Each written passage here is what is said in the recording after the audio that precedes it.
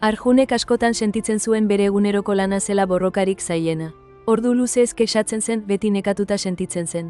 Ez dakizu zer den benetako ahalegina, Asperen egin zuen arratsalde batean, euren lehen aurra espero zuen emazteari, Priyari, begira.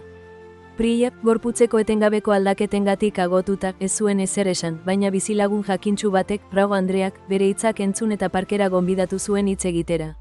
Harri txiki eta astun bat eman zion. Eraman harri hau egun osoan, Arjun, esan zuen irribarre leon batekin. Gero hitz egingo dugu ahaleginaz. Arjunek harria leku guztietara eraman zuen eta ordu bakoitzean bere pisua handitzen ari zela sentitu zuen. Bizkarra minez zuen eta umorea ilundu zitzaion. Ezin izan zuen bere arroz eta barazki otordu sinplea jankarga mingarri hori kendu gabe. Hau izugarria da, oihukatu zuen azkenean harria kolpe batez gaitsiz. Harri hori emakumeek daramaten bizitza bezalakoa da, azaldu zuen Rao Andreak. Ez bakarrik hilabete batzuetan, baizik eta 9 hilabete osotan, beren gorputza eta bizitza osoa aldatu arima berri baten alde.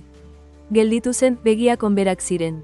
Eta hori hasiera besterik ez da. Etxeak kudeatzen dute, familia zaintzen dute eta sarritan kanpoan ere lan egiten dute, hori guztia karga ikusezinak eramanez.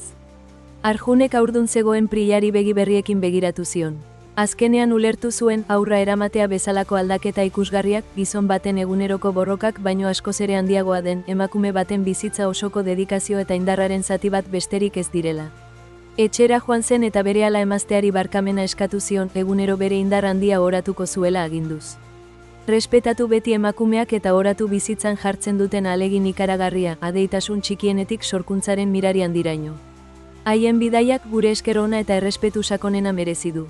Arpidetu, Basque Erepo, kanalera eta komentatu, errespetatzen dut, ikasgai garrantzitsu hau zabaltzeko gaur.